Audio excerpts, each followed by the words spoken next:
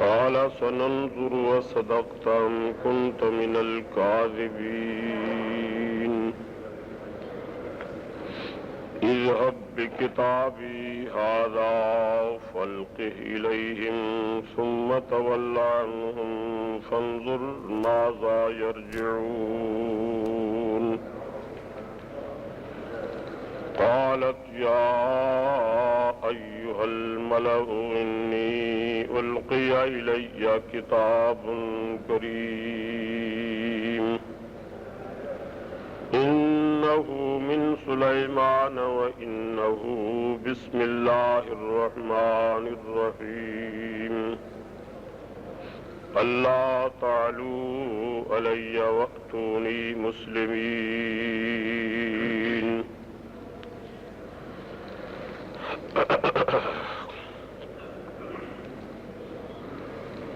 اللهم صل على محمد وعلى آل محمد كما صليت على إبراهيم وعلى آل إبراهيم إنك حميد مجيد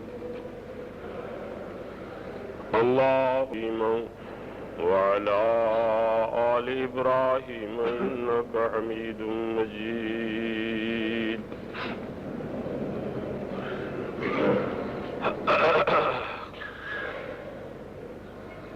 چونکہ یہاں یہ آخری درس ہے، اس مناسبت سے میں چاہتا ہوں کہ قرآن مجید ہی سے بسم اللہ الرحمن الرحیم کا ترجمہ عرض کر دوں اور اسلام کی تعبیر و تشریح جو اللہ تعالیٰ نے بیان فرمائی ہے وہ بھی کچھ عرض کر دوں۔ تو بسم اللہ الرحمن الرحیم کا ترجمہ سمجھنے کے لیے یہاں اللہ تعالیٰ نے جو قصہ سلیمان علیہ السلام کو بیان فرمایا ہے، اسی کے ضمن میں اللہ نے بسم اللہ کی تشریح فرمائی ہے، تفسیر فرمائی ہے۔ تو یہاں سورہ نمل میں اس سے پہلے ایک واقعہ مذکور ہے، شاید آپ نے کئی دوستوں نے نہ سنا ہو، میں نے پچھلے درس میں عرض کیا تھا، لیکن ربط پیدا کرنے کے لیے کچھ عرض کرتا ہوں تاکہ اگلے مضمون سے اس کا ربط ہو جائے۔ تو حضرت سلیمان علیہ السلام نے ایک مرتبہ ہدہد کی غیر حاضری پہ ناراضگی کا اظہار فرمایا۔ جب پرندوں کی حاضری لگائی تو دیکھا کہ ہدہد حاضر نہیں ہے، تو آپ کو ناراضگی آئی۔ حضرت سلیمان علیہ السلام کو ہدہد کی غیر حاضری پر غصہ آیا، اور اس کا ذکر اللہ تعالی نے یہاں فرمایا ہے سورۃ نمل میں، کہنے لگے ما لی لا اری الہدہد، مجھے کیا ہو گیا ہے کہ مجھے آج ہدہد نظر نہیں آ رہا۔ ام کان من الغائبین، یا وہ یہاں موجود نہیں ہے، یا مجھے نظر نہیں آ رہا، کسی کے اوٹ میں ہے، چھوٹا سا پرندہ کسی جانور انسان کے اوٹ میں ہے اس لیے وہ نظر نہیں آ رہا، یا سرے سے یہاں موجود ہی نہیں ہے۔ اور پھر غصے میں آ کر فرماتے ہیں لَأُعَذِّبَنَّهُ عَذَابًا شَدِيدًا، میں اسے سخت عذاب دوں گا، او لَأَذْبَحَنَّهُ، یا سرے سے اسے آج ذبح ہی کر ڈالوں گا، او لَيَأْتِيَنِّي بِسُلْطَانٍ مُبِينٍ، یا تیسری بات یہ ہے کہ اپنی غیر حاضری کی کوئی معقول دلیل پیش کرے تو پھر کچھ نہیں کہوں گا۔ سبحان اللہ۔ فَمَكَثَ غَيْرَ بَعِيدٍ، تھوڑی دیر ہی گزری پہنچ گیا اللہ، اور آتے ہی اللہ کے نبی کے سامنے عرض کیا قال احطت بما لم تحط به، میں وہ چیز معلوم کر کے آیا ہوں جس کا آپ کو پتہ ہی نہیں ہے۔ اللہ کے نبی کو عرض کرتا ہے کہ میں وہ چیز معلوم کر آیا ہوں جس کا آپ کو پتہ نہیں ہے، آپ کے علم میں نہیں ہے وہ چیز۔ وَجِئْتُكَ مِن سَبَإٍ بِنَبَإٍ يَقِينٍ، میں ملک سبا کی ایک یقینی خبر لے کر آیا۔ اللہ تعالیٰ کی مقدس کتاب جیسے اعمال کی اصلاح کرتی ہے، اخلاق کی اصلاح کرتی ہے، عقائد کی بھی اصلاح کرتی ہے، اور سب سے بڑا کام جو ہے وہ عقائد نظریات کی اصلاح ہے۔ جو شخص اللہ کے ساتھ ایمان درست کر لیتا ہے پھر اللہ کی بات ماننے میں تامل نہیں کرتا۔ جو اللہ کو مانتا ہی نہیں، اللہ کی ذات کو، اس کے حکم کو کیا مانے؟ اس کا حکم وہی مانتا ہے جو اس کی ذات کو مانتا ہے۔ اسی طرح جو شخص اللہ کے پیارے نبیوں کو نہیں مانتے تو ان کا حکم کیسے مانے؟ پہلے ان کی رسالت پر ایمان ہوگا، پھر ان کے احکام پر عمل ہوگا۔ تو اسی ضمن میں اللہ تعالی اپنی اس کتاب، مقدس کتاب میں خواہ واقعہ بیان فرماتے ہیں، یا مثال ہوتی ہے، یا ڈراوا ہوتا ہے، یا خوشخبری ہوتی ہے، ان سے مقصود اصلاح عقیدہ اور عمل، اصلاح اخلاق، دنیاوی اور اخروی اصلاح مقصود ہوتی ہے۔ تو اس واقعے کے ضمن میں یہ بات سمجھ آتی ہے، ہمارے مسلمان بھائیوں میں بھی، مسلمان بھائیوں میں بھی یہ چیز آ چکی ہے کہ جب اللہ کا پیارا نبی یہ ولی دنیا سے فوت ہو جاتا ہے، رخصت ہو جاتا ہے، تو بعض لوگ یہ سمجھتے ہیں کہ موت کے بعد بھی ان سے گفتگو ہو سکتی ہے، بات چیت، فیض لینا، ان سے ہم کلام ہونا، ان سے مستفیض ہونا، ان کے فیوضات سے ممکن ہے۔ بعض لوگ یہ سمجھتے ہیں، کیوں کہ وہ جانتے بوجھتے ہیں، انہیں پتہ چلتا ہے کون آیا ہے کون نہیں آیا۔ اللہ نے یہ واقعات اس لیے بیان فرمایا کہ دیکھو موت کا مسئلہ تو دور کا ہے، زندگی کی بات ہے۔ اللہ کے نبی ہدہد کی غیر حاضری پر ناراضگی کا اظہار کر رہے ہیں، اور اگر ان کو پتہ ہوتا کہ وہ تو میدان تبلیغ کی تلاش کے لیے گیا ہے، وہ سی آئی ڈی کرنے گیا ہے، کہاں تبلیغ کی ضرورت ہے؟ سبحان اللہ۔ اللہ کی نبی کی صحبت میں رہنے والے پرندے بھی وہ اتنے نیک ہو جاتے ہیں، اتنے موحد ہو جاتے ہیں، ان کے عقیدے کی اتنی اصلاح ہوتی ہے، کیا ہی کہنا۔ اب پرندہ ہے اور میدان تبلیغ تلاش کر رہا ہے، کہاں تبلیغ کی زیادہ ضرورت ہے؟ جاتے جاتے وہ سبا جا پہنچا، سبا جا کر دیکھا تو قوم شرک کر رہی تھی، سورج کو پوج رہی تھی۔ تو ادھر وہ پرندہ اللہ کے نبی کی تبلیغ کا میدان تلاش کر رہا ہے، ادھر اللہ کے نبی اس پر غصے کا اظہار کر رہے ہیں۔ جہان ایک ہے، اللہ کے نبی بھی دنیا میں، ہدہد بھی دنیا میں۔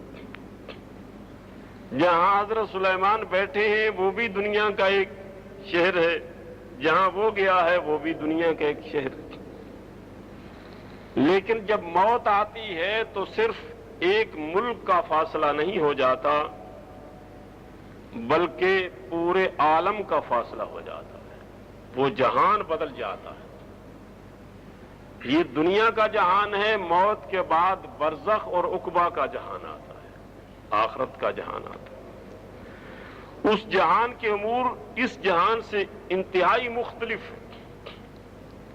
یہاں دنیا کی قیمت ہے، درہم دینار کی قیمت ہے، وہاں ایمان اور عمل کی قیمت ہے۔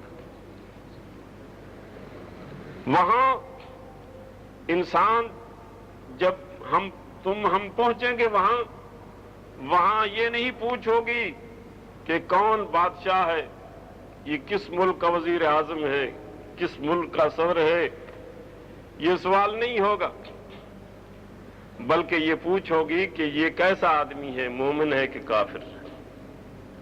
اور اس کا امتحان 3 ہی باتوں سے پورے دین کا امتحان ہو جاتا ہے۔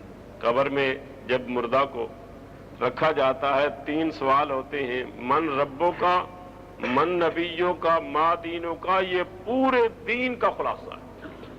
یہ 3 سوال پورے قرآن و سنت کا اجمال ہے، اور پورا قرآن سنت اس کی تشریح ہے۔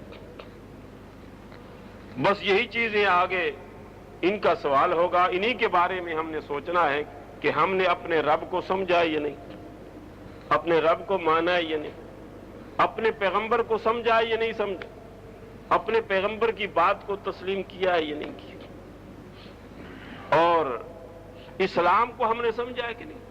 اسلام کس چیز کا نام ہے؟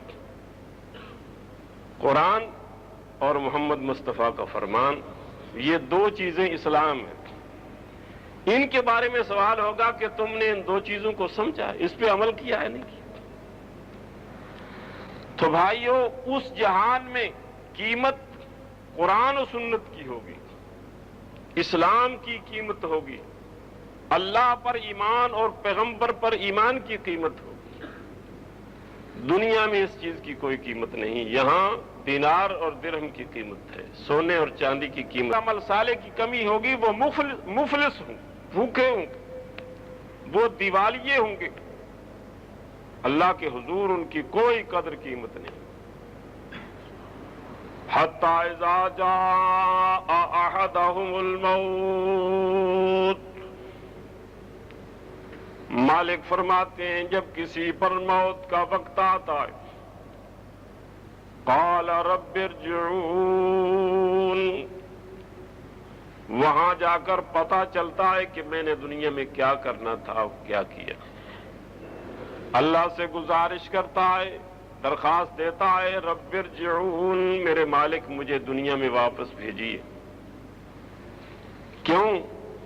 لعلی اعمل صالحا فیما ترکت، تاکہ میں اچھے عمل کر رہا ہوں جو میں نے نہیں کیے تھے۔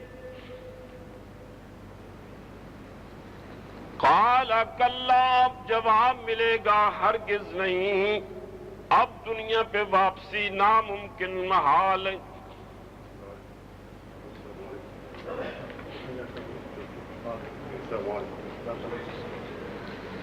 انہا کلمۃ هو قائلها، یہی کلمہ تو دہراتا رہے گا، لیکن من ورائہم برزخ الی یوم یبعثون، آگے تو برزخ آ گیا، اونٹ آ گئی، پردہ آ گیا ہے، اور پردہ ایسا ہے کہ ممکن ہی نہیں کہ اس جہان میں جانے والا پیچھے دیکھ سکے، پیچھے کی طرف دھیان کر سکے، اسے دنیا کے حالات کا علم ہو سکے، یہ ممکن ہی نہیں۔ اللہ سے گزارش کرتا رہے گا، درخواستیں دیتا رہے گا، رب ارجعون، مجھے واپس بھیجیے، لعلی اعمل صالح۔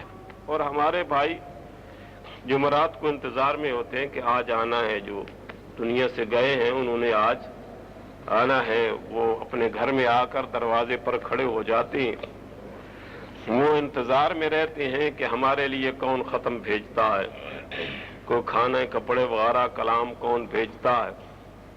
تو بھائی ان چیزوں میں حقائق نہیں ہے، یہ تو ہمارے مولوی صاحبان نے یہ دنیا کا کاروبار، یہ دھندا بنا رکھا ہے کھانے پینے کا، حقیقت اس میں کچھ نہیں۔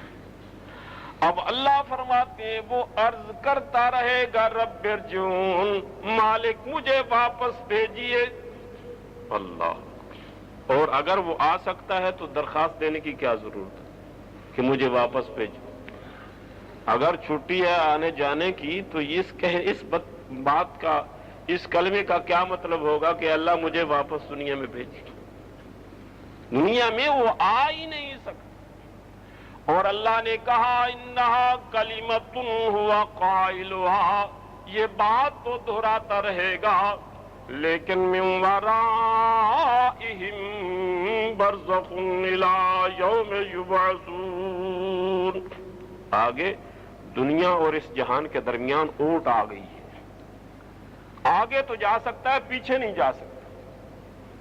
یہ پردہ ایسا الی یوم یبعثون، اس دن تک جس دن زندہ کر کے اٹھا کر آخرت میں تو پہنچا دیا جائے گا لیکن دنیا میں نہیں جا سکے گا، یہ دنیا میں نہیں واپس جا سکتا۔ ہاں آگے آخرت میں پہنچے گا، تیسرے عالم میں پہنچے گا، ابھی دوسرے میں ہے، تیسرے میں پہنچے گا، پہلے کی طرف نہیں جا سکتا۔ تو یہ کہاوتیں، یہ دھوکہ ہے کہ فلاں حضرت جی کو فلاں صاحب بزرگ فلاں قبر پہ گئے تو ہاتھ نکل آیا، مسافے ہوئے، باتیں ہوئیں، ہاں جی پیغام پہنچے، یہ باتیں قرآن پر اگر پیش کرو تو قرآن ان کو صحیح نہیں۔ اللہ اکبر۔ اب دیکھیے دنیا کی بات، آخرت کی بات تو چھوڑو، دنیا میں اللہ کے نبی پرندے کی غیر حاضری پر جو ابھی دنیا میں، وہ بھی پرندہ دنیا ہی میں، عالم دنیا میں وہ بھی اللہ کے نبی ایک جگہ پہ بیٹھے، وہ دوسری جگہ پہ گیا ہے، یہاں ناراضگی کا اظہار کر رہے ہیں، جب آتا ہے وہ بات ہی ایسی کرتا ہے کہ ناراضگی ختم ہو جاتی ہے، آتے ہی کہتا احطت بما لم تحط به، میں تو وہ چیز معلوم کر کے آیا ہوں جس کا آپ کو علم ہی نہیں ہے۔ اللہ، یہ کسی نے نہیں کہا کہ تو گستاخی کر رہا ہے، بے ادبی کر، اللہ کے نبی کو پتا نہیں، کسی نے نہیں، اور اللہ کے نبی نے بھی غصہ نہیں کیا اس بات پر، اللہ کے نبی نے، رسول نے بھی غصہ نہیں کیا۔ وَجِئْتُكَ مِن سَبَإٍ بِنَبَإٍ یقین، میں تیرے پاس ملک سبا کی ایک یقینی خبر لے کر آیا ہوں۔ وہ کیا خبر ہے؟ وہ کہتا ہے وَجَدْتُهَا وَقَوْمَهَا يَسْجُدُونَ إِنِّي وَجَدْتُ امْرَأَةً تَمْلِكُهُمْ، سب سے پہلی بات تو یہ میں عجیب دیکھی ہے، یہ غلط بات دیکھی ہے کہ عورت ان پر حکومت کر رہی ہے، سب سے پہلی بات یہ، اور دوسری یہ ہے کہ وہ ملکہ اور قوم سب مل کر سورج کی پوجا کر رہے ہیں، سورج کے خالق کو انہوں نے بلا دیا ہے، جس نے سورج کو روشن کیا، جس نے سورج کو پیدا کیا، اس کو بھول گئے اور مخلوق کے آگے سجدہ ریز ہو گئے۔ یوں ہی ہوتا ہے، ایک بزرگ نیک آدمی اللہ کے پیارے نبی ولی کے سامنے تو بندے جھک جاتے ہیں، حالانکہ جھکنا اس کے سامنے چاہیے جس نے نبیوں ولیوں کو پیدا کیا، جنہیں نیک لوگوں کو پیدا کیا، جس نے ان کو شان دیا۔ اسی طرح وہ مخلوق، وہ باولی مخلوق ہے جو خالق کو چھوڑ کر مخلوق کے سامنے سجدہ ریز ہو جاتی ہے، ان کو پکارتی ہے، دعائیں دیتی ہے۔ اللہ اکبر۔ ایک غیر مسلم نے شعر کہا لیکن اس میں حقیقت ہے، غیر مسلم بھی اللہ کو مانتے ہیں، ان میں بھی توقع یہی ہے کہ ان کے مذہب میں جو نیک لوگ گزرے ہیں ان کے سامنے سیوا کرتے ہیں زیادہ تر۔ تو ایک ہندو نے کہا دادو خلقت بابلی قبراں پوجنوت، وہ اس کا نام دادو تھا، کہتا دادو خلقت بابلی قبراں پوجنوت، وہ مارے موت کے یہ مانگے ان سے پوت. وہ دنیا سے چلے گئے ہیں، یہ ان سے بیٹے مانگ رہے ہیں. اسی طرح دوسرا مصرع اس نے کہا انسان کو سمجھا، اپنے آپ کو سمجھانے کے لیے، انسانوں کو سمجھانے کے لیے، ان کے مذہب کا مفکر ہوگا. اس نے کہا تو موتوں سے پیدا ہوئوں نام دھرایو پوت. ماں باپ کے پیشاب سے انسان کی تخلیق ہے. دو موتوں سے پیدا ہوئوں نام دھرایو پوت. رام جتن کی پوجا نہ کی تو ویسے موت کا موت. اللہ کو پہچانا نہیں ہے تو اسی طرح پیشاب ہی رہ گیا، پیشاب کا قطرہ رہ گیا. ناپاک جیسے تھا اسی طرح ناپاک رہا. اللہ اکبر. اللہ نے انسان کو ایک حقیر چیز سے اشرف الخلق بنایا، انتہائی حقیر مادہ سے انسان کو پیدا کیا اور پوری مخلوق پر انسان کو فضیلت دی، اشرف الخلق بنایا. وَلَقَدْ كَرَّمْنَا بَنِي آدم. مالک فرماتے ہم نے بنی آدم کو بڑی فضیلت دی، بڑی شرافت بخشی، بڑی کرامتیں بخشی. وَلَقَدْ كَرَّمْنَا بَنِي آدم وَحَمَلْنَاهُمْ فِي الْبَرِّ وَالْبَحْرِ. ہم نے ہواؤں پر ان کو سوار کیا، پانی کی پیٹھ پر اس کو سوار کیا. وَرَزَقْنَاهُمْ مِنَ الطَّيِّبَاتِ. ستھری چیزوں سے کھانا دیا. حیوانوں کی طرح زمین پر یہ منہ مار مار کر نہیں کھاتا، بلکہ صاف اور ستھری چیزیں ہاتھ سے اٹھا کر سامنے رکھ کر کھاتا ہے. ستھری چیزوں سے ہم نے ان کو رزق دیا. اللہ اکبر. مالک کی نے کتنی کرامت. اسی لیے فرمایا یا ایھا الانسان، او میرا عزت دیا ہوا انسان، ما غرک بربک الکریم. تجھے کسی مسئلہ میں دھوکہ نہیں لگا. تو نے انسانوں کے ساتھ معاملات میں صحیح رہا، مخلوقات کے ساتھ تعلق رکھنے میں تو ٹھیک رہا. تیرے تعلق بگڑے تو اپنے خالق اور مالک سے بگڑ گئے. ما غرک بربک الکریم. رب کریم کے ساتھ تجھ کو کس نے دھوکہ دیا؟ وہ کریم جس کی کرامتیں، عزتیں، نوازشوں کی کوئی حد نہیں. آئینہ اٹھا کر اپنے چہرے کا مطالعہ کر لے، دیکھ لے یہ تجھے دیکھنے کو آنکھیں کس نے دی؟ اللہ. پوری زمین آسمان کے عجائبات کو تو رات دن دیکھ رہا ہے، یہ دیکھنے والی نعمت کس نے دی؟ یہ زبان والی نعمت تجھے کس نے دی؟ یہ ناک والی نعمت تجھے کس نے دی؟ یہ کانوں سے سننے والی نعمتیں تجھے کس نے دی؟ یا ایھا الانسان، اے انسان، ما غرک بربک الکریم. کس چیز نے تجھے دھوکہ دیا؟ تو رب کریم کے مسئلے میں دھوکہ کھا گیا کہ پیدا اس نے کیا، تو جھک گیا مخلوق کے سامنے. تو نے سورج کے خالق کو سجدہ نہیں کیا، تو سورج کے سامنے سجدہ ریز ہو گیا. ما غرک بربک الکریم الذی خلقک فسواک فعدلک. سبحانہ. ایک ایک لفظ میں حقائق. فی ای صورت ما شاء رکبک. جس شکل میں اس نے چاہا تیری مصوری کی. ایک ماں ایک باپ، 12 بیٹے، 8 ہیں، 7 ہیں، شکلیں جدا ہیں، آواز جدا ہے، قد و قامت میں فرق ہے، دانش اور بینش میں فرق ہے اللہ، اور قسمت میں فرق ہے کون ہے یہ؟ ایک ہی مادہ میں اتنی مختلف شکلوں میں پیدا کرنے والا، سبحان۔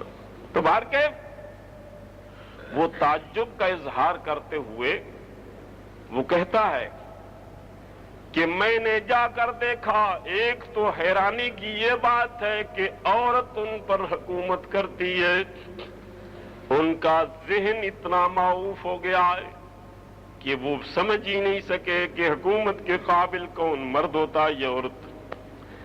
دوسری بات یہ ہے کہ عقیدے میں اتنا دھوکہ لگا ہے، ان کا عقل عقیدے میں بھی دھوکہ کھا گیا ہے کہ سجدہ مالک کو کرنا تھا، خالق کو، وہ سورج کو سجدہ کر رہی۔ وجدتها وقومها يسجدون للشمس من دون اللہ۔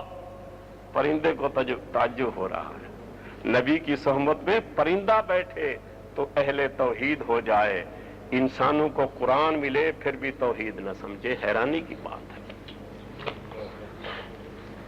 ایک پرندہ پیغمبر کی صحبت میں جاتا ہے، اللہ کو پہچانتا ہے، اور ہمارے پاس حضرت محمد مصطفیٰ جیسی شخصیت آتی ہے جو ہمیں قرآن دیتی ہیں، اور پھر بھی ہم نے اللہ کو نہیں سمجھا۔ اللہ اکبر۔ اللہ کے نبی اس کی اس بات کو سن کر کہتے ہیں قال سننظر، ہم تحقیق کریں گے، اصدقت ام کنت من الکاذبین، کیا تم یہ سچ کہہ رہا ہے؟ ہو سکتا ہے تو جھوٹ کہتا، ہم تحقیق کریں گے۔ اللہ، اور ہمارے مسلمان قرآن کے ہوتے ہوئے تحقیق کی طرف نہیں آتے۔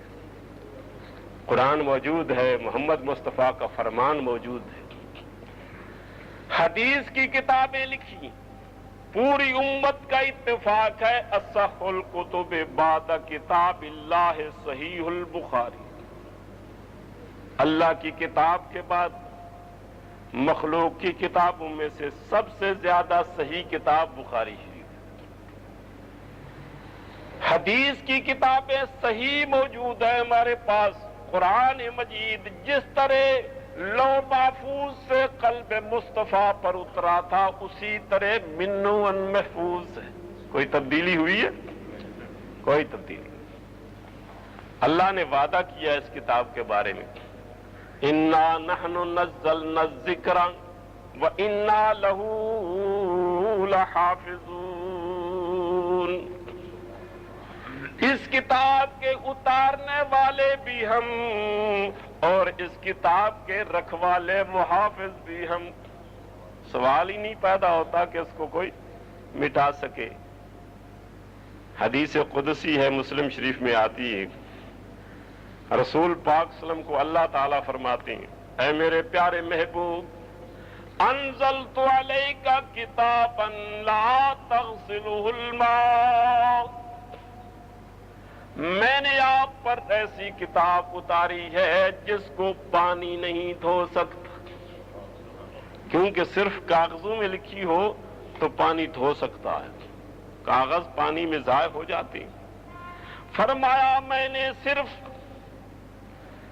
کاغذوں کے ورقوں میں اس کو نہیں لکھا، میں تو انسان کے دل کی تختی میں اس کو لکھ دیا، جہاں پانی کا گزر ہی نہیں ہو سکتا۔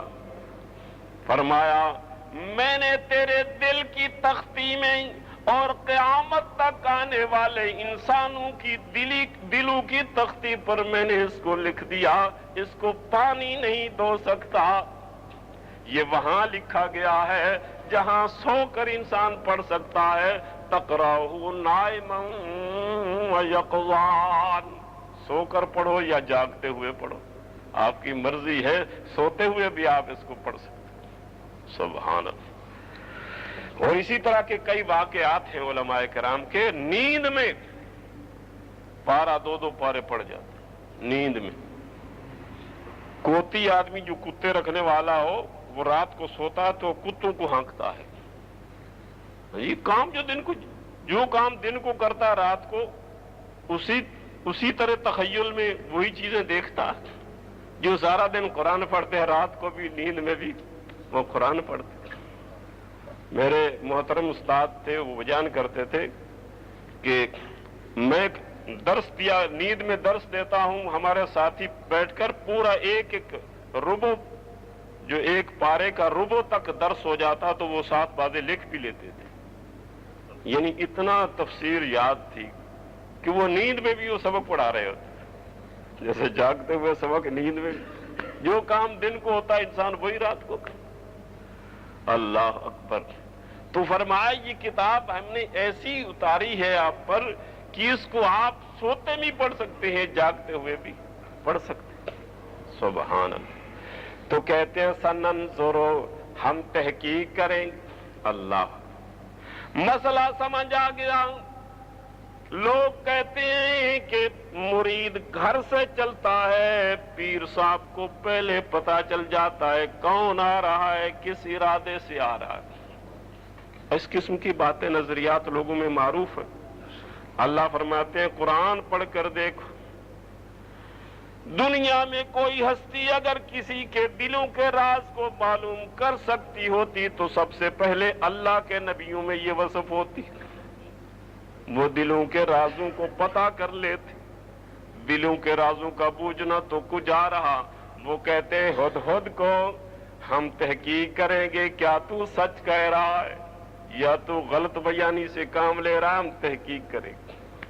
اور بھائی مسلمانوں، ہمیں بھی چاہیے، اللہ کے نبی اگر کسی بات کی تحقیق کرتے ہیں، ہمارے سامنے کوئی مسئلہ آتا ہے تو ہم پر بھی لازم نہیں کہ تحقیق کریں، قرآن سنت کا مطالعہ کریں، دیکھیں حق بات کیا ہے، باطل بات کیا ہے۔ اور پھر تحقیق کیسے کی؟ اللہ کے نبی نے فرماتے ہیں ایک رکا لکھا، رکا لکھ کر فرمایا اذهب بکتابی ھذا۔ اس سے معلوم ہوتا ہے کہ حضرت سلیمان علیہ السلام کی ڈاک کا معاملہ بھی اسی کے سپرد تھا۔ حضرت سلیمان کی ڈاک کا وہ ڈاکیا بھی تھا، میدان تبلیغ کی CID کرنے والا بھی تھا۔ فرمایا رکا لکھا، فرمایا اذهب بکتابی ھذا فالقہ الی، میرا یہ رکا لے جا اور جا کر ملک سبا، ملکہ کی تخت پر جا کر رکھ کے رہا، فالقہ الیہم، ان کی طرف پہنچا کر رہا، ثم تولی عنہم، بس رکا پہنچا دے، ان سے جواب لے آنے کی ضرورت نہیں، صرف رکا پہنچا دے۔ ثم تولی عنہم، واپس آ جا، خود بخود جواب دیں گے اس کا۔ فانظر ماذا یرجعون، پر دیکھ، ہم دیکھیں گے کیسے وہ جواب دیتے ہیں، اس رکا کا کیا جواب دیتے ہیں۔ تو چنانچہ وہ رکا لے گیا، جا کر ملکہ کے تخت پر رکھ دیا، ملکہ نے اس رکا کو پڑھا، وہ عجیب ہی رکا تھا، اللہ کے نبی کا رکا تھا، سبحان اللہ، پاک ہاتھوں سے لکھا ہوا رکا۔ اور اس میں کیا لکھا تھا؟ مضمون رکا کیا تھا؟ مضمون رکا تھا انہو من سلیمان، یہ رکا سلیمان کی طرف سے ہے، اور اس کا مضمون کیا ہے؟ وَأَنَّهُ بِسْمِ اللَّهِ الرَّحْمَنِ الرَّحِيمِ، یہ مضمون ہے۔ اور ساتھ ہی آخری جملہ یہ ہے کہ بات اللہ تعالوا علی، اللہ تعالوا علی وأتونی مسلمین، یہ مضمون ہے خط کا۔ اب یہیں سے بات کو سمجھنا، انہو من سلیمان، یہ رقع سلیمان علیہ السلام کا ہے۔ اور مضمون کیا؟ سلیمان علیہ السلام کیا سمجھانا چاہتے؟ حضرت سلیمان علیہ السلام یہ سمجھانا چاہتے ہیں کہ وَأَنَّهُ بِسْمِ اللَّهِ الرَّحْمَنِ الرَّحِيمِ، جس کام میں مدد مانگو تو اس رحمان رحیم کے نام سے مدد مانگو، پکارو تو اسی کو پکارو، مانگو تو اسی سے مانگو، یہ مضمون ہے۔ اہل علم سمجھتے ہیں بے استعانت کی ہے، میں علمی تشریح نہیں کر سکتا کیونکہ وہ آپ کی سمجھ سے ذرا بالا تر ہے، تو وَأَنَّهُ بِسْمِ اللَّهِ الرَّحْمَنِ الرَّحِيمِ، ہر کام میں حضرت نے بھی حکم دیا کہ ہر کام میں کیا پڑھو؟ پہلے بسم اللہ الرحمن الرحیم پڑھو۔ اس کا مطلب یہی ہے جو کام ہم شروع کر رہے ہیں اس کام میں ہم مدد کس سے مانگ رہے ہیں؟ بے استعانت کی۔ استعین بسم اللہ الرحمن الرحیم، میں مدد مانگ رہا ہوں اللہ کے نام سے، وہ اللہ جو بے حد مہربان ہے، جس کی رحمتوں کی کوئی حد نہیں ہے۔ الرحمن الرحیم، بے حد مہربان کے نام سے اس کام کو ہم شروع کر رہے ہیں، یہ اس کام میں مدد مانگ رہے ہیں۔ سبحان اللہ۔ وَاللَّہ تَعْلُوا عَلَيَّ، میرے اس حکم کو، میری اس سمجھائی ہوئی بات کی مخالفت نہ کرو۔ اللہ تعالی علیہ، شرک پر نہ ڈٹے رہو، سورج کی پوجا چھوڑ دو، مالک کی پوجا شروع کرو۔ مالک سے مانگو، سورج سے نہ مانگو، سجدہ کرو تو رحمان الرحیم کو سجدہ کرو، اسی کے نام سے مدد حاصل کرو، سورج سے مدد نہ مانگو۔ اللہ تعالی علیہ، میری بغاوت نہ کرو۔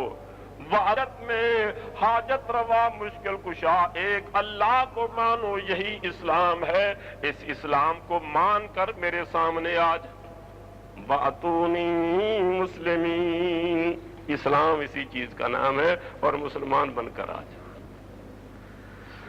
اللہ اکبر۔ اور جو شخص اگر اب سورہ فاتحہ ہر نمازی پڑھتا ہے نماز میں، ہاں کوئی ایسے لوگ ہوں جن کو فاتحہ نصیب نہ ہو، اللہ تعالیٰ سب مسلمانوں کو توفیق دے فاتحہ پڑھنا۔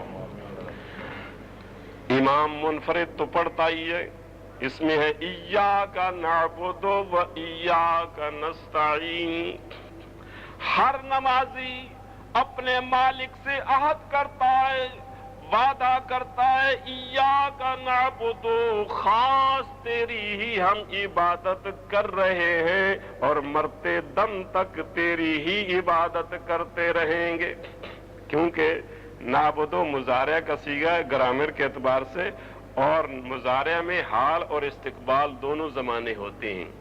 حال کا ترجمہ یہ ہے کہ اب تیری عبادت کر رہے ہیں، استقبال کا ترجمہ ہے مرتے دم تک تجھ تیری ہی عبادت کرتے رہے۔ اسی طرح وَإِيَّاكَ نَسْتَعِينُ، خاص تجھ ہی سے اب بھی مدد مانگ رہے ہیں، اور مرتے دم تک اے اللہ تجھ ہی سے مدد مانگتے رہیں گے۔ اللہ اکبر۔ تو نماز میں ہر نمازی اللہ سے یہی اسلام ہے۔ اب چونکہ رکوع پہنچ گیا اس کے ہاں، رکوع کو اس نے پڑھا، اپنے پارلیمنٹ کو بلایا۔ اللہ، پارلیمنٹ قومی تھی یا صوبائی تھی، اس نے اپنی پارلیمنٹ کے ارکان کو بلا کر ان کے سامنے رکوع پڑھا، مشورہ حاصل کیا۔ کہنے لگی قالت یا ایھا الملا، اور آکین دولت، افتونی فی امری، میرے اس معاملے میں مجھے مشورہ دو۔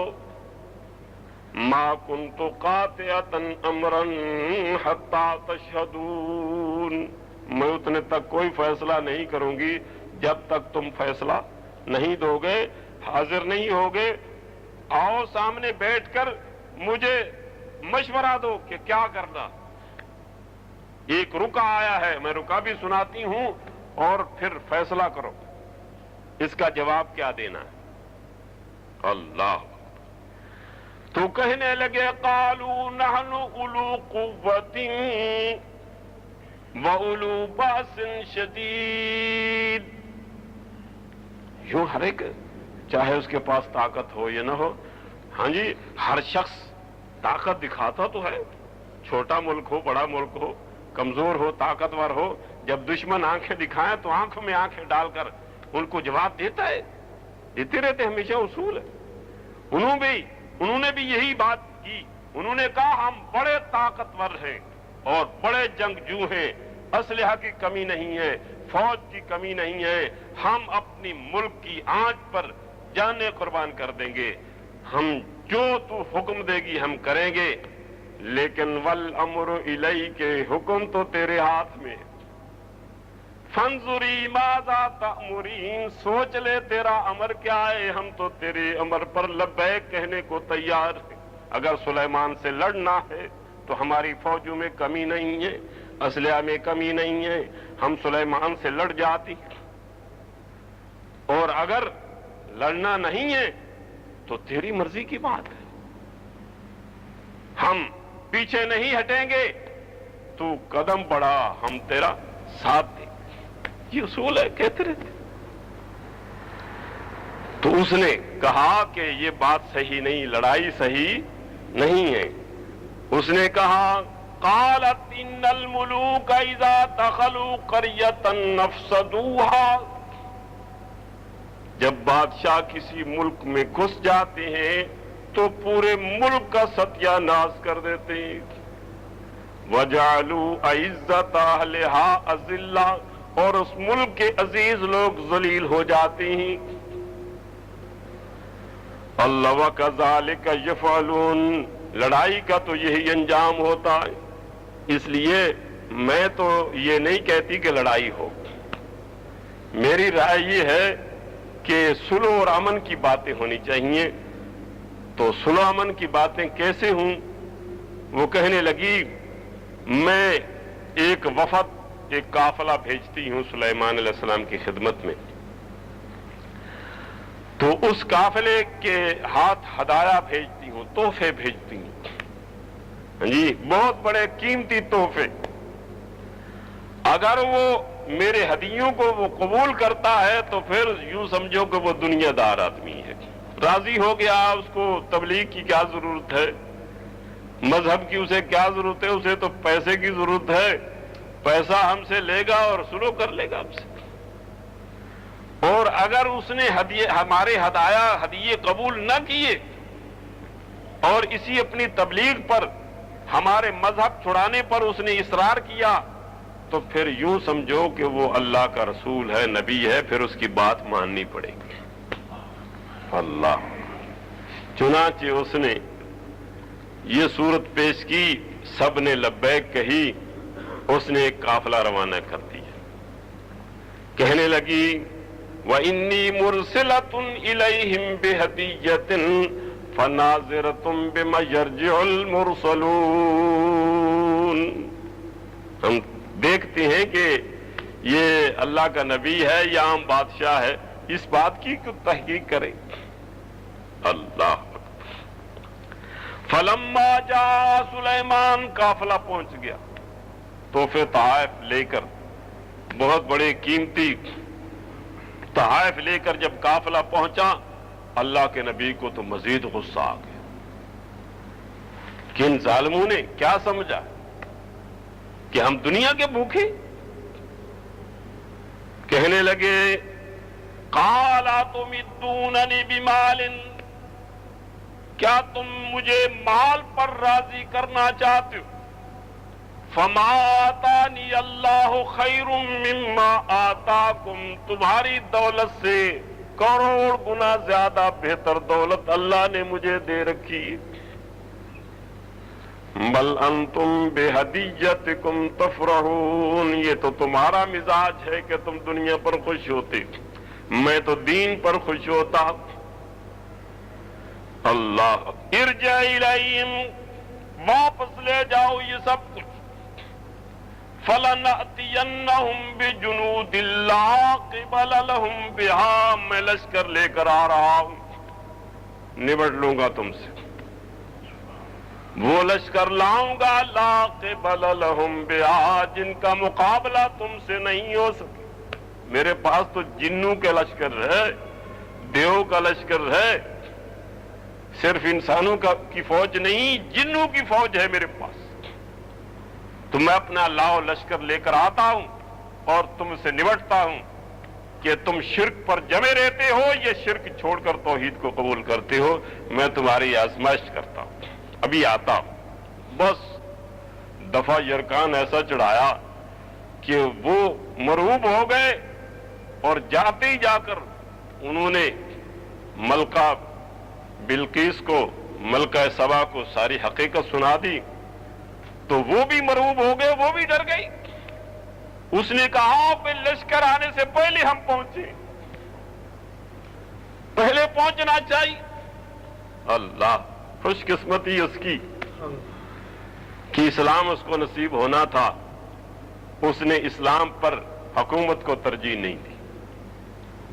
یہ بھی اس کی، اللہ اکبر، اس کے لیے بھلائی کی بات تھی کہ فوراً وہ روانہ ہو گئی، چل پڑی اپنے لاؤ لشکر کو لے کر کہ اللہ کے نبی کی زیارت کریں اور وہاں جا کر اسلام قبول کریں۔ حکومت ہم اپنے ہاتھ، حکومت ان کے سپرد کریں گے، وہ خود چلائیں یا کسی کے سپرد کریں، باہر کیف ہم جا کر اسلام قبول کرتے۔ اس نے فیصلہ کیا، چل پڑی، اللہ کے نبی کے پاس پہنچی تو اس کے پہنچنے سے پہلے اللہ کے نبی نے اس کی ہدایت اور اس کو سمجھانے کے لیے ایک منصوبہ تیار کیا، پروگرام بنایا کہ اس کا تخت جو ہے وہ اٹھوا کر یہاں رکھ دیا جائے، تاکہ اس تخت کو دیکھ کر فوراً ہی وہ اسلام قبول کرے، مسلمان ہو جائے اور شرکیہ مذہب کو خیر بات کہے۔ چنانچہ حضرت سلیمان علیہ السلام نے اپنے جنوں کے لشکر کو بلایا اور ایک طاقتور جن ان کو جا کر سب کو بلایا اور ان کو یہ حکم دیا، قال یا ایھا الملأ ایکم یأتینی بعرشہا قبل ان یأتونی مسلمین۔ اب مسلمان ہو کر تو آ جائیں گے، لیکن ان کے مسلمان ہو کر آنے سے پہلے کون ہے تم میں سے جو اس کا تخت اٹھا کر یہاں رکھ دے، تاکہ اس کو پتا چلے کہ میں اپنے اقتدار کو نہیں بچا سکتی، جو میری عدم موجودگی میں میرے تخت کو اٹھوا سکتا ہے اور میرے پہنچنے سے پہلے وہ میرے سامنے لا سکتا ہے، وہ کتنا عظیم سلطنت کا مالک ہے، اس سے لڑائی ممکن نہیں۔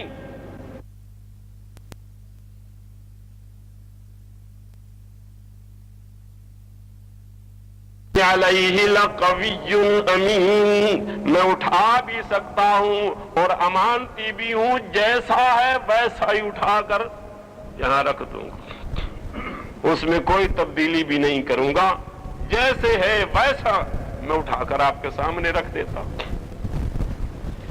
اللہ اکبر۔ اب مفسرین نے یہاں لکھا ہے کہ حضرت سلیمان علیہ السلام کا ایک وزیر تھا جس کا نام آصف بن برخیہ تھا، وہ اسم اعظم جانتا تھا، اس نے اسم اعظم کے زور سے اس نے تخت اٹھوا کر سامنے رکھ دیا، لیکن قرآن کے الفاظ اس بات کی تائید نہیں کرتے۔ قرآن کے الفاظ سے یہ معلوم ہوتا ہے یا تو جبریل علیہ السلام پہنچ گئے، اللہ نے بھیجا، جا میرے پیارے جبریل، میرے پیارے پیغمبر کے پاس جا، وہ تو دیو مجلس برخاست ہونے تک لائے گا، تو جا کر وہاں سے اٹھا کر سامنے رکھ دے۔ بس وہی پہنچے، قال الذی عنده علم من الکتاب، کہا اس شخص نے جس کے پاس کتاب کا علم تھا۔ اب سوچنا یہ ہے کہ کتاب کا علم سب سے زیادہ جبریل علیہ السلام کو ہو سکتا ہے، کیونکہ تمام نبیوں کے ہاں جتنا علم آیا کون لانے والا ہے؟ جبریل علیہ السلام لانے والے تھے۔ تمام انبیاء کی طرف وحی لانے والے کون ہیں؟ حضرت جبریل ہیں۔ تو قال الذی عنده علم من الکتاب، اس نے کہا انا آتیک بہ، اللہ کے نبی میں لا دیتا ہوں آپ کے سامنے، قبل ان یرتد الیک طرفک، آپ کی آنکھ جھپکنے سے پہلے۔ اور جبریل علیہ السلام جو عرش سے فرش پر کتنے منٹ میں آتا تھا، کتنے سیکنڈوں میں پہنچتا، اس کے سامنے وہ تخت اٹھا کر رکھنا کیا مشکل کام تھا، وہ تو بس بات ہی کرنی تھی، سامنے تخت تھا۔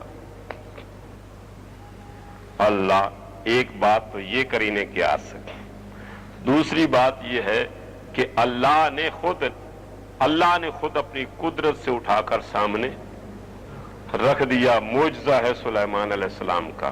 تو سلیمان علیہ السلام اس دیو کو کہتے ہیں قال الذی عندہ علم من الکتاب، کتاب کا علم جتنا سلیمان علیہ السلام کو ہے کسی اور کو ہو سکتا؟ اللہ کے نبی کو جتنا علم ہے اتنا اور کسی کو نہیں۔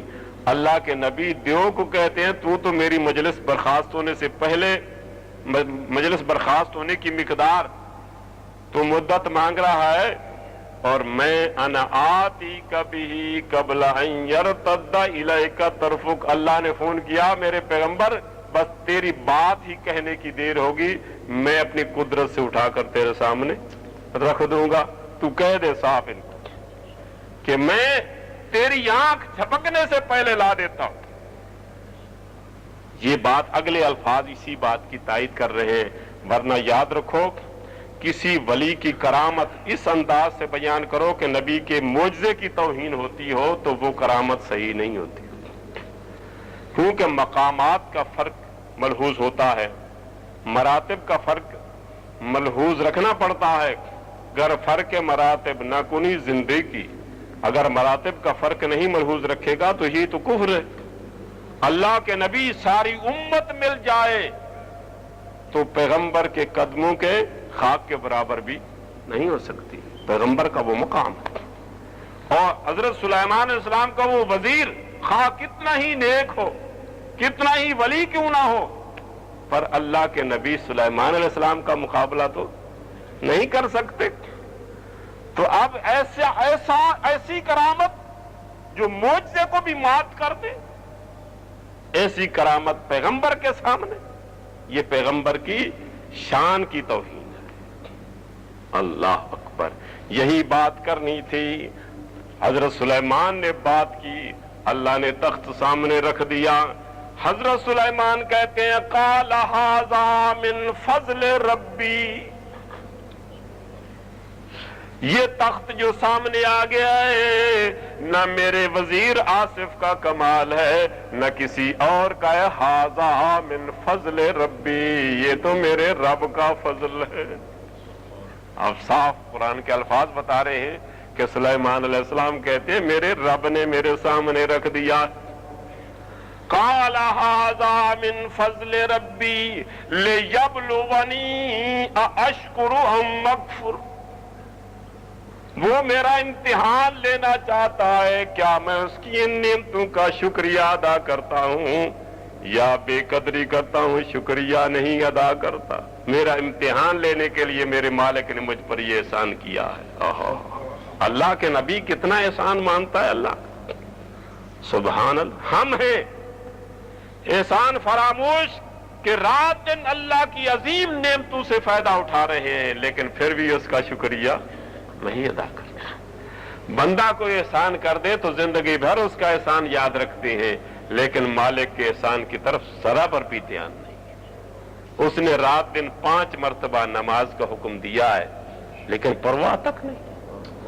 اگر وہ پیٹ میں جانے والا کھانا جو اسی نے دیا ہے وہی بدہضمی کا شکار کر کے ہیضے کی شکل اختیار کر دے، جو ایک ہی جلاب کی طاقت انسان کے پاس برداشت کی نہیں ہو گئی، وہی ختم ہو جاتے۔ مرزا صاحب کو ایک ہی جلاب آیا تھا جس سے دنیا کو چھوڑ گئے تھے، اور اس نے دعا کی تھی، مرزا نے اپنی زندگی میں دعا کی تھی۔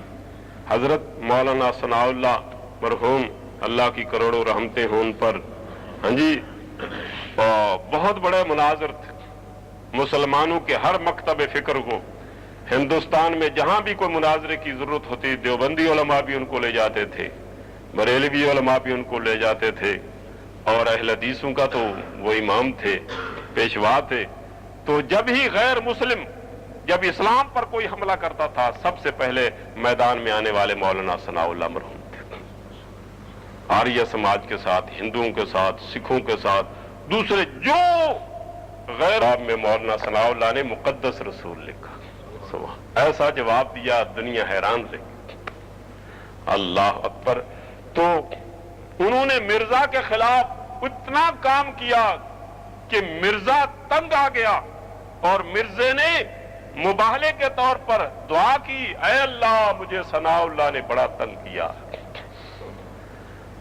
मैं इसकी बुरी बातों से तंग आ चुका हूं, मुझे इसने इतना सताया है कि इससे बढ़कर अब कोई हद नहीं है। ऐ अल्लाह अगर मैं झूठा हूं और ये सच्चा है, और अगर मैं सच्चा हूं वो झूठा है, ऐ अल्लाह सच्चे की जिंदगी में झूठा मर जाए। उसने दुआ की, सच्चे की जिंदगी में झूठा मर जाए और इस तरह मरे कि बज़ाहिर कोई असबाब ना हो, बाला असबाब चीज हो, ताउन हो, हैजा हो, वबा हो, ऐसी कोई चीज हो। तो चुनांचे उसने दुआ की, गिड़गिड़ा कर मिर्जे ने दुआ की।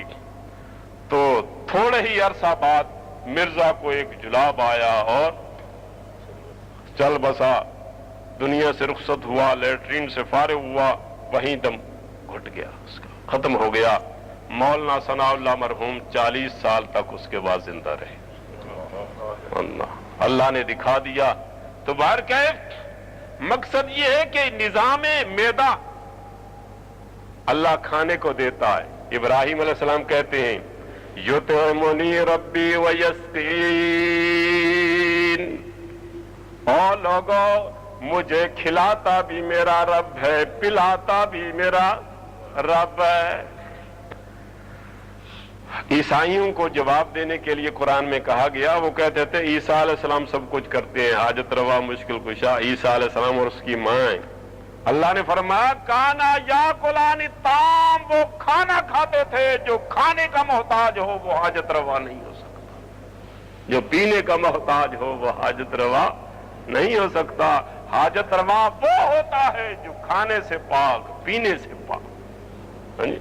वह युतइमु वला युतअम, वो सबको खिलाता है, खुद खाने से पाक है, सबको पिलाता है, खुद पीने से पाक है।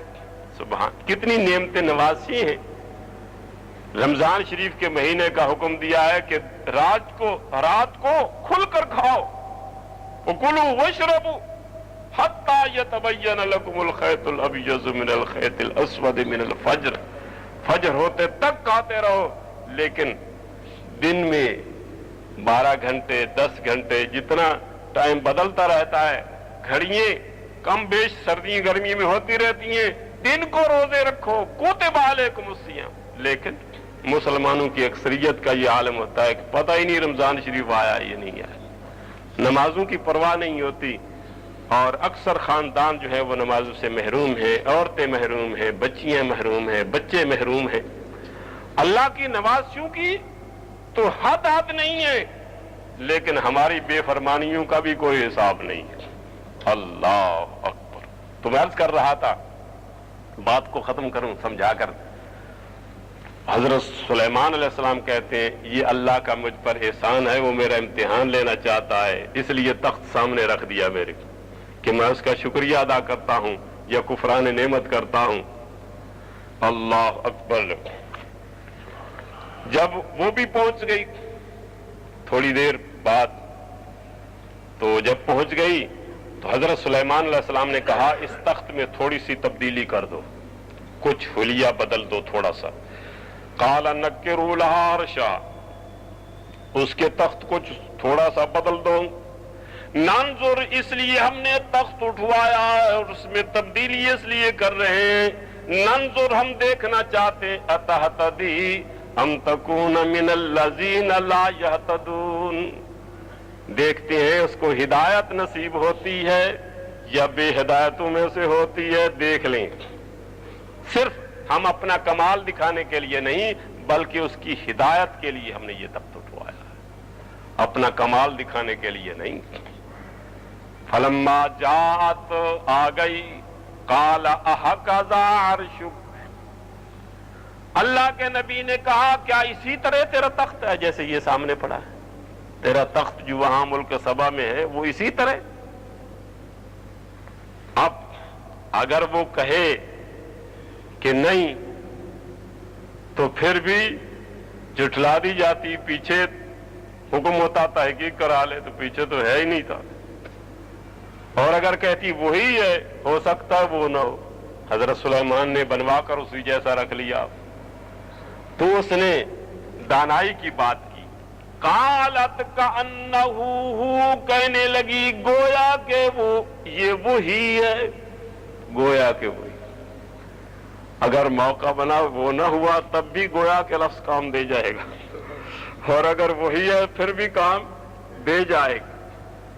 کہنے لگی کأنہ ہو، گویا کہ یہ تو وہی ہے، اور یہ لفظ کہہ کر کہنے لگی وَأُوتِينَا الْعِلْمَ مِنْ قَبْلِهَا، آپ کے یہ تخت اٹھوانے سے بھی پہلے ہمیں آپ کے کمالات کا علم ہو چکا ہے۔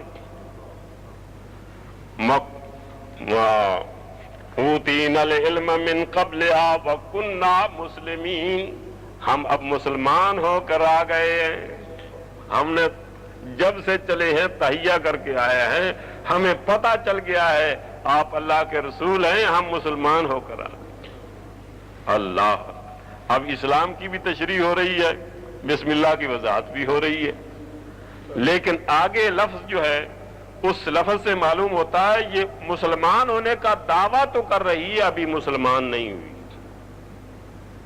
اس سے معلوم ہوتا ہے صرف اپنے آپ کو مسلمان کہہ لینا اسلام کے لیے کافی نہیں ہے، جب تک اسلام پر عمل نہ ہو صرف دعویٰ اسلام جو ہے وہ اسلام کے لیے کافی نہیں ہے۔ اگلی آیت میں اللہ فرماتے ہیں اب یہ کلمہ پڑھ رہی ہے جی، لیکن کرتی رہی ہے اور آج تک کرتی رہی ہے، اسی لیے حقیقت سمجھ نہیں سکی۔ انہا کانت من قوم کافرین، یہ کافر قوم میں سے رہی ہے، اس لیے جو بات ہم سمجھانا چاہتے تھے وہ نہیں سمجھ سکی۔ اللہ کیا سمجھانا چاہتے تھے؟ اللہ تعالیٰ یہ سمجھانا چاہتے ہیں کہ انبیاء کے جو معجزات ہیں انہی سے لوگوں کو دھوکہ لگتا۔ جو لوگ انبیاء کو پوجتے ہیں وہ اس لیے کہتے ہیں دیکھو عیسیٰ علیہ السلام نے مردہ زندہ نہیں کر دیے تھے، لہذا نبی سب کچھ کر سکتے۔ وہ مٹی کا سے گارا اٹھا کر پرندے کی شکل بناتے تھے اور کہتے تھے کن طیرن باذن اللہ، پرندہ بنا دیتے تھے، لہذا سب کچھ نہیں کر سکتے۔ مادرزاد اندھے کی آنکھوں پر ہاتھ پھیرتے تھے وہ چنگا بھلا ہو جاتا تھا، کوڑی پر ہاتھ پھیرتے تھے وہ صحیح ہو جاتا تھا۔ معلوم ہوتا اللہ کے نبی سب کچھ کر سکتے۔ دھوکہ یہاں سے لگتا ہے۔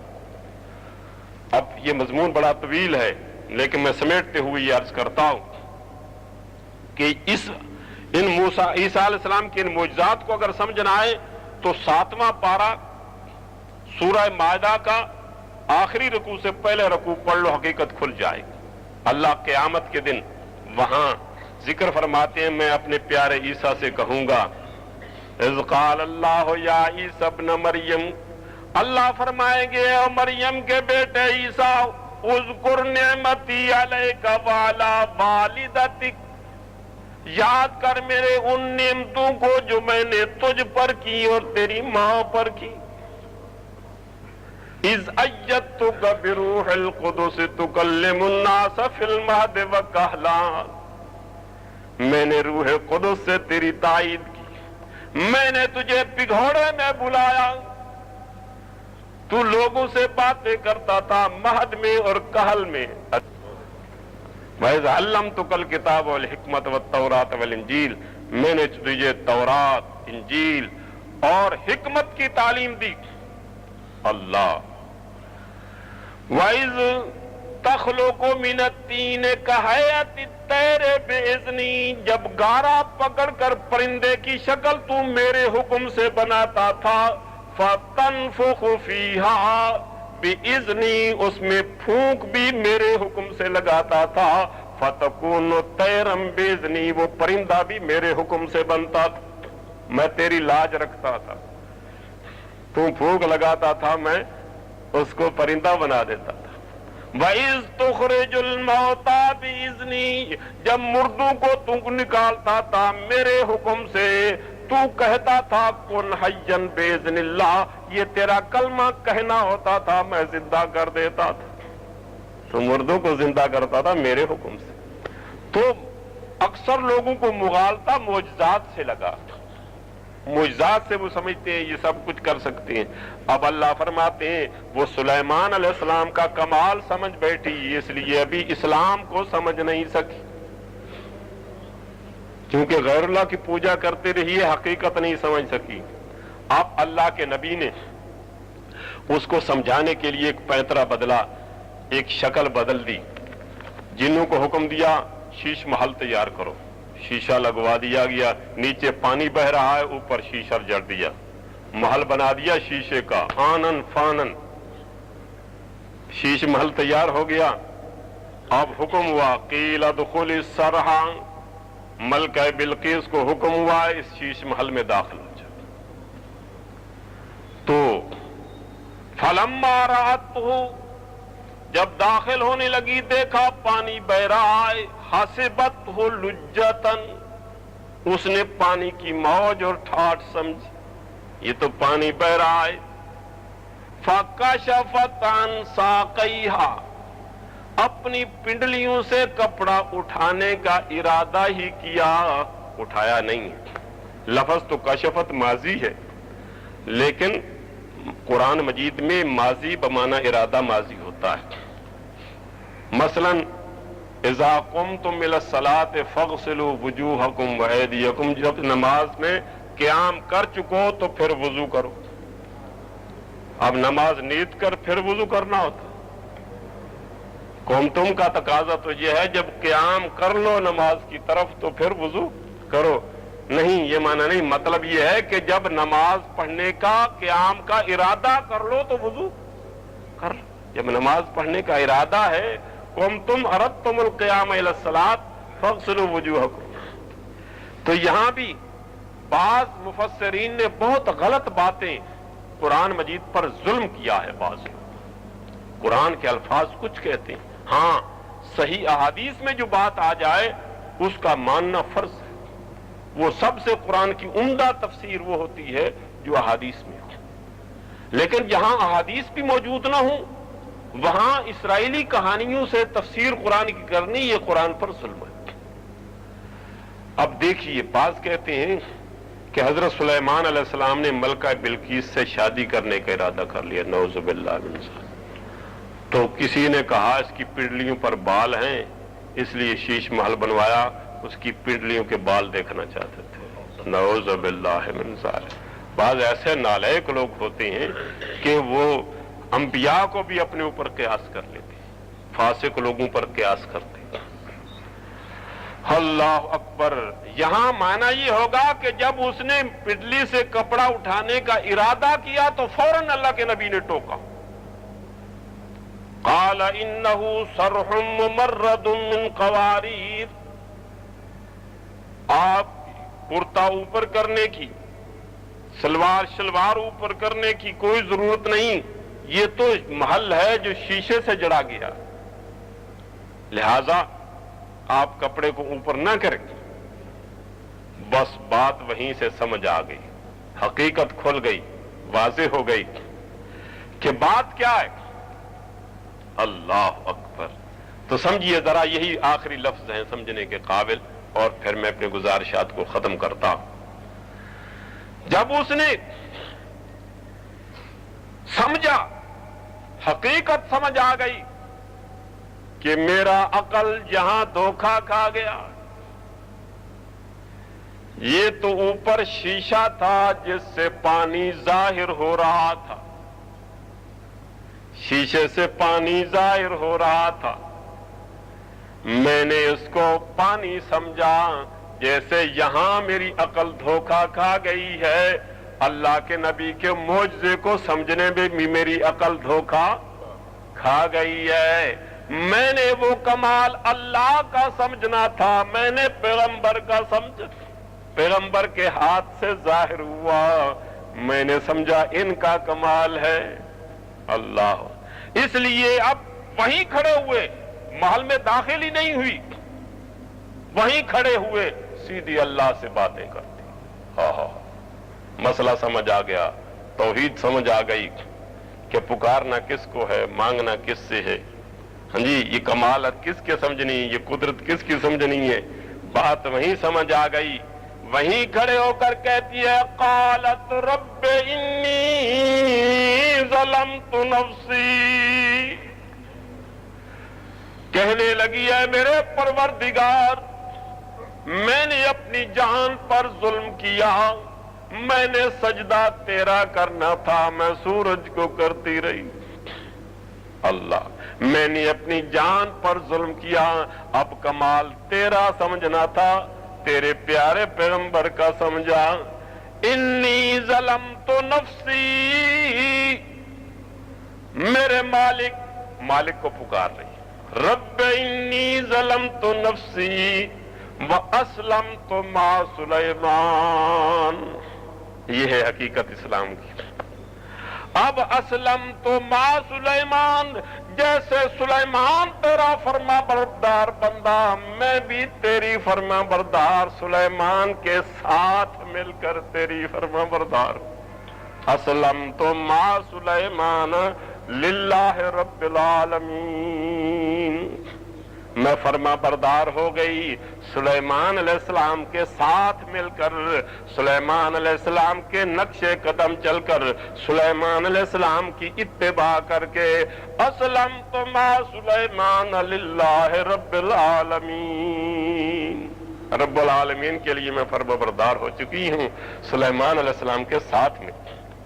یہ ہے اصل حقیقت کہ بھائیو، جتنے قدرت کے نشان تم دیکھتے ہو، جہاں بھی دیکھتے ہو، وہ تمہارے مالک کے ہیں۔ انبیاء علیہ السلام کی اللہ نے لاج رکھی، ان کو جناب رسول پاک کو کافروں نے کہا کوئی معجزہ دکھاؤ، انگلی اٹھانا رسول پاک کا کام تھا، چاند کو 2 ٹکڑے کرنا اللہ نے لاج رکھ رہی۔ جناب رسول پاک لوگوں کو بتا دیا میرا سچا رسول جو کچھ کہتے ہیں سچ کہتے ہیں، کہ آپ کا اشارہ کرنا تھا، اللہ نے چاند کو 2 ٹکڑے کر۔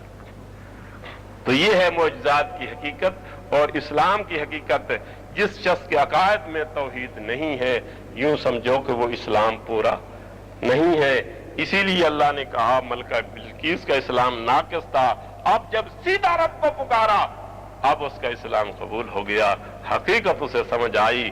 اقول قولی ھذا واستغفر اللہ، بارک اللہ تعالی لنا ولکم بالآیات والذکر الحکیم، انہ تعالی جواد کریم قدیم ملک بر رؤوف۔